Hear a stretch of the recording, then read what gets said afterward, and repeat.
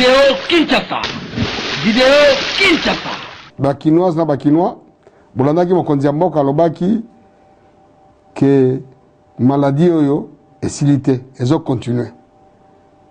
Asengaki, apesaki mitindo que port obligatoire, port correct et obligatoire ya basque. Mais tomoni que bato bazo respecter yango te. Alobaki lisusu bati ya dispositif moko ya sécuritaire ya hygiène pour na respecter juste barrière, c'est que place à kosokola mai na gel hydroalcoolique ou bien ba savon pour bato basokola mboko. Mais tout le monde va te respecter en côté. C'est pourquoi à partir de lobby, police partout et qu'on les contrôle. Na balabala parce que police est là qui m'a pongi. Toko contrôler. Eza na balabala, eza la wapi. Toko tio na masque te to kangi. Ata na kati ya mutuka. Oza na masque te to kangayo. Oyo bache ba établissement eza ba établissement privé, eza ba établissement officiel, public. Toko ti dispositif wana te Tokangayo. Tokanga peu place yango. Ba musu ba cheka ba cantine pour l'esthétique et tout ça. Ma eza na quantité ça vaut la quantité. Police a koleka tokanga sigango. Na yo mokolo sika oko zala interpeller. Et c'est toto sambeko. Malade ezali esilité. To la ta masque, to respecter. Kolobate pas mateo tracasserie police à koto samibeko parce que loi ezali arrêté à gouverneur ezali to kolana nyoso wana.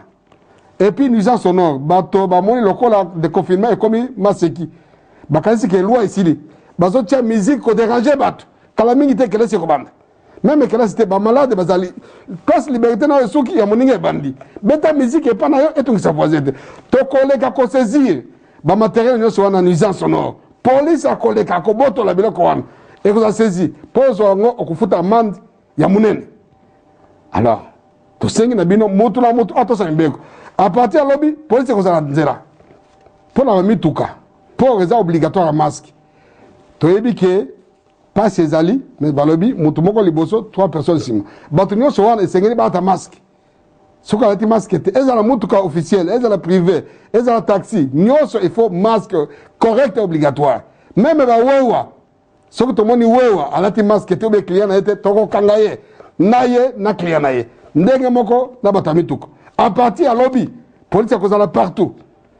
Bon, lobby est là quitter. Yango, ezali loi, ezali arrêter à gouverneur, tozo faire respecter yango.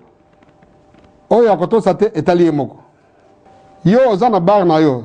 Bon kaki moko nyamoko lobaki ba mesure barrière, ba geste barrière, distanciation physique, c'est que moto esengeli azana mosika na yo plus d'1 mètre. Soki toké na bar na yo, toké na restaurant na yo, toké na supermarché na to moni ke on fait respecter la distanciation physique. Toko kanga. Toko futa amande ebele. Sengeli kotosa.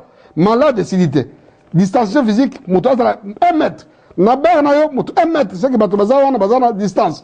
C'est que bakanga place moko ou bien casino be wapi. Toko kanga yo. Vidéo Kinshasa. Vidéo Kinshasa.